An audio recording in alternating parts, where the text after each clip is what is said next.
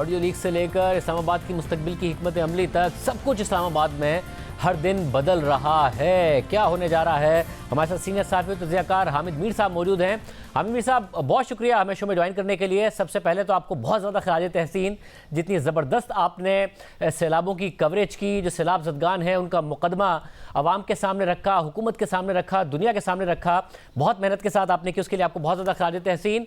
और दूसरी तरफ आप देख रहे हैं कि इस्लामाबाद में आप हैं इस वक्त, और इस्लामाबाद में हर दूसरे दिन के साथ सूरत हाल बदल रही है। अब ये जो ऑडियो लीक्स का मामला है, एक तरफ तहरीक इंसाफ ये भी कह रही है कि जी ये तो डार्क वेब पर मौजूद है, बिकने के लिए मौजूद है। दूसरी तरफ इमरान खान साहब बता रहे हैं कि आइंदा क्या क्या ऑडियो लीक्स आ सकती हैं, जिसमें उनकी मुमकिना जो डिस्क्वालिफिकेशन है तोशाखाना में, उसकी बात हो सकती है। और मरियम नवाज साहब वो बात कर रही हैं, हुकूमत को एहसास नहीं है कि क्या कुछ हो गया है उनके साथ, और आपके ख्याल में कुछ बहुत ज़्यादा ये एक बड़ा स्कैंडल बनने जा रहा है, या हुकूमत को पता है क्या हो रहा है? बहुत शुक्रिया शाहजेब साहब। देखें, पहले तो मैं ये आपको बताना चाहूँगा कि ये इस किस्म की जो ऑडियो लीक्स हैं ये पाकिस्तान में और दुनिया में कोई नई चीज़ नहीं है। आज से बहुत साल पहले जब 1999 में कारगिल की जंग चल रही थी, तो उस वक्त जो हमारे आर्मी चीफ थे जनरल परवेज़ मुशर्रफ, उनकी और जनरल अजीज़ साहब जो हैं, उनकी जो आपस में गुफ्तगू थी वो भी लीक हो गई थी, आपको अगर याद हो। और उसके बाद फिर ये माजी करीब में हमारी बहुत सी जो इम्पोर्टेंट जो वेबसाइट्स हैं, स्टेट बैंक ऑफ पाकिस्तान की वेबसाइट है और FBR की वेबसाइट है, ये भी हैक होती रही हैं। तो ये पाकिस्तान में कोई नई चीज़ नहीं है। और अमेरिका तो सुपर पावर है, तो अमेरिका में भी वहाँ के इस वक्त जो सदर हैं जो बाइडन, चंद साल पहले इनकी यूक्रेनियन प्रेसिडेंट के साथ जो गुफ्तगू थी, उसकी ऑडियो को 2020 में ट्रंप जो उस वक्त अमेरिका के सदर थे, उन्होंने ट्वीट कर दिया था। और अब जो यूके की नई प्राइम मिनिस्टर हैं लिज ट्रूस, पिछले महीने उनकी भी ऑडियो जो है वो सामने आई है। तो ये जब से ख़ास तौर पे जब से यूक्रेन की जंग शुरू हुई है, तो अमेरिका और रशिया के दरमियान एक साइबर वॉर चल रही है, और इसमें क्रॉस फायर में पाकिस्तान भी आ गया है। और ये जो पिछले 3-4 महीने गुजरे हैं, इसमें बहुत सी इस तरह के जो साइबर सिक्योरिटी के स्कैंडल्स हैं वो सामने आए हैं। अब ये जो पाकिस्तान में जो मामला हुआ है, जो इस्लामाबाद में मामला हुआ है, ये इस लिहाज से सीरियस है कि इसमें वज़ीर आज़म पाकिस्तान और उनके जो वज़रा हैं, उनकी गुफ्तगू जो है वो डार्क वेब पे पड़ी हुई है, और कई घंटों की गुफ्तगू है। तो इसमें ये कोई नॉर्मल डिवाइस जो है, मोबाइल फ़ोन की रिकॉर्डिंग तो नहीं लगती मुझे। ये तो कोई आला पैमाने की रिकॉर्डिंग है, या तो सैटेलाइट से रिकॉर्डिंग हुई है, या किसी इस्लामाबाद में जो टावर लगे हुए हैं वहाँ पे कोई चीज़ है उससे ये रिकॉर्डिंग हुई है। तो इसकी इंक्वायरी तो होगी, लेकिन ये जो प्राइम मिनिस्टर हाउस होता है, इसकी जो साइबर सिक्योरिटी की जिम्मेदारी है, ये बुनियादी तौर पर तो इंटेलिजेंस ब्यूरो की होती है। तो इसकी अगर इंक्वायरी होगी तो कुछ पता चलेगा। लेकिन मेरे ख्याल ये है कि इमरान खान साहब जिस एंगल से बात कर रहे हैं, तो शायद इमरान खान साहब के जो लोग हैं, उन्होंने ये डार्क वेब पे ये जो चीज़ पड़ी हुई है, तो हो सकता है उन्होंने ख़रीदो फरोख्त की हो। लेकिन जहाँ तक मेरी नाक़िस राय है, मेरा जो नाक़िस इल्म है, ये तो सिर्फ़ एक साइबर सिक्योरिटी का मामला है। ये हुकूमत जो है, इसके पास भी काफ़ी सारी चीज़ें हैं इमरान खान साहब के बारे में।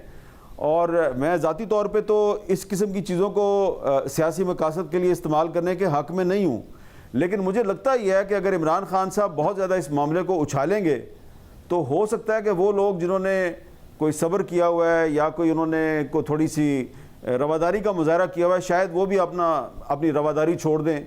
तो इमरान खान साहब भी इसकी जद में आएंगे, और बहुत शदीद जद में आएंगे। खान साहब ने ज़ाहिर है कल भी तकारीर की, उसमें भी इसको मौजू बनाया, मरियम नवाज साहिबा पर भी तनकीद की, शहबाज शरीफ साहब पर भी तनकीद की, आज भी उन्होंने यही किया है। अच्छा, ये क्या हुकूमत को या फिर जो इस्लामाबाद में अभी तक की मालूमात, उसमें कोई लग रहा है कि कोई ग्रैंड स्ट्रैटेजी का हिस्सा हो सकता है, जिसमें कोई जिसका ताल्लुक पाकिस्तान के सियासी हालात से भी हो सकता है, कुछ दीगर मामलात से भी हो सकता है, ये इसलिए भी हुआ है? देखें शाहजेब साहब, मैंने आपको पहले भी कहा कि मैं बहुत सी मिसालें आपको दे सकता हूँ। अभी कुछ अर्सा पहले साबिक चीफ जस्टिस साकिब निसार साहब की भी इसी तरह ऑडियो जो है वो कुछ सामने आ गई थी। तो वो कैसे आ गई थी? तो ये मैं आपको अब मलफूफ अल्फाज जो हैं, बिटवीन द लाइन्स कुछ बताने की कोशिश कर रहा हूँ। इमरान खान साहब जो हैं वो, उनको समझदारी का मुजाहरा करना चाहिए। ठीक है, ये शहबाज शरीफ साहब और उनकी काबीना के जो वज़रा हैं उनको एहतियात का मुजाहरा करना चाहिए। और ये सिक्योरिटी लैब्स है, इसकी बाकायदा इंक्वायरी होनी चाहिए और इस पर ये शहबाज शरीफ साहब जो हैं उनके पास इसकी कोई जस्टिफिकेशन नहीं है, ये नहीं होना चाहिए। लेकिन इमरान खान साहब भी जब वज़ीर आज़म थे तो उनकी भी इस तरह की बहुत सी चीज़ें रिकॉर्ड हुई बतौर वज़ीर आज़म। मैं उससे पहले की बात नहीं कर रहा ना, उसके बाद की बात कर रहा हूँ। उनकी बतौर वज़ीर आज़म बहुत सी चीज़ें रिकॉर्ड हुई हैं और जब से वो वज़ारत उज़्मा से हटे हैं उसके बाद भी वो इस किस्म के साइबर अटैक्स की जद में हैं। तो अगर उनका एक ख्याल है कि ये सिर्फ शहबाज शरीफ फंसा है और मैं नहीं फंसूंगा, तो मैं यही कह सकता हूँ कि उनको अपनी गलतफहमी दूर करनी चाहिए। थोड़े दिन आप इंतज़ार कर लें, फिर आप मुझसे इन इश्यूज़ में भी बात कर रहे होंगे। लेकिन मैं दोबारा ये रिपीट करूँगा कि इमरान खान साहब के बारे में जो मटीरियल है उसमें ज़्यादातर चीज़ें बहुत प्राइवेट नौयत की हैं और उनको सामने नहीं लाना चाहिए। और आमिर साहब, ये हुआ क्या कि खान साहब ने हफ्ते के दिन अनाउंस करना था, ऐलान करना था अपनी आगे की हिकमत अमली का, मगर उन्होंने नहीं की और फिर कहा कि मैं मुनासिब वक्त पर करूंगा जब इनको लगेगा इमरान खान पीछे हट गया है।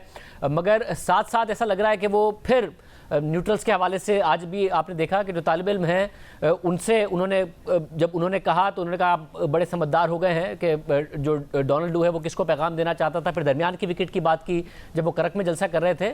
एग्जैक्टली क्या हुआ कि वो तारीख नहीं आई जिसने आना था? देखें, मुझे तो जो समझ आ रही है ना, मैं तो ये जो सारी पाकिस्तान की इस वक्त सियासत है ना, मैं तो इसको सैलाबज़दा इलाके जो हैं उस एंगल से देख रहा हूँ। तो इमरान खान साहब जो है ना, उनको पहले शायद एहसास नहीं था, लेकिन शायद अब उनको ये एहसास हो गया है कि पाकिस्तान में फ़िलहाल फौरी तौर पे इलेक्शन का इनेकाद बहुत मुश्किल है। और उनको ये पता है कि अगर मैंने इस्लामाबाद पे चढ़ाई का ऐलान किया और फ़र्ज़ करें मैं इस्लामाबाद में जो एक 25-26 किलोमीटर की हुकूमत है, अगर मैं इसको ज़िच भी कर देता हूँ और इसको मैं मजबूर भी कर देता हूँ अच्छा इलेक्शन करवाओ, और ये मान भी जाते हैं कि अच्छा ठीक है जी हम इलेक्शन करवा देते हैं, और तो उसके बाद फिर इलेक्शन कमीशन जो है वो सिंध में और बलूचिस्तान में वो पोलिंग स्टेशंस का अहतमाम कैसे करेगा। हज़ारों स्कूल जो हैं जो पोलिंग स्टेशन बनते हैं वो तो तबाह बर्बाद हो चुके हैं, सड़कें बर्बाद हो गई हैं, पुल उड़ गए हैं।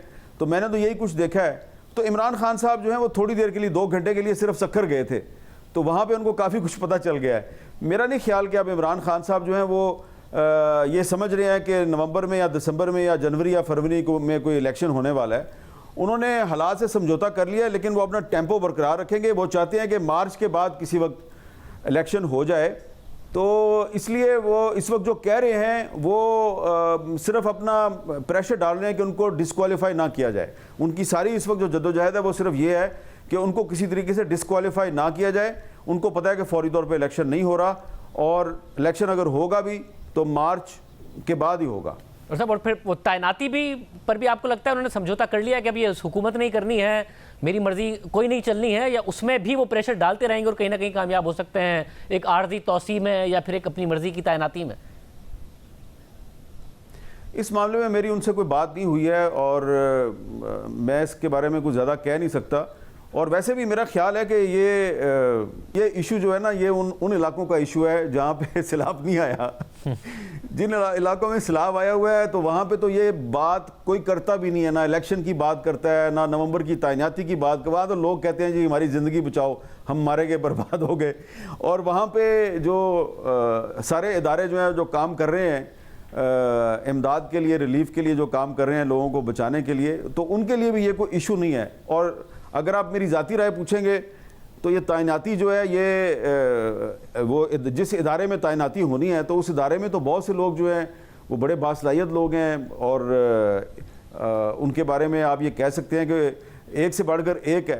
तो उनके बारे में अगर इमरान खान साहब को डिस्क्रिमिनेशन पैदा करने की कोशिश करेंगे या ये कहेंगे कि जनाब यहाँ पे शहबाज शरीफ की मर्ज़ी का बंदा नहीं आना चाहिए बल्कि वो बंदा आना चाहिए जो मेरी नज़र में ठीक हो, तो इससे भी इमरान खान साहब अपने लिए कोई गुडविल पैदा नहीं कर रहे। इससे भी इमरान खान साहब ने अपने लिए मनफी जज्बात पैदा किए हैं, कोई मस्बत जज्बात पैदा नहीं किए। बहुत शुक्रिया आमिर साहब का, आपने सुना।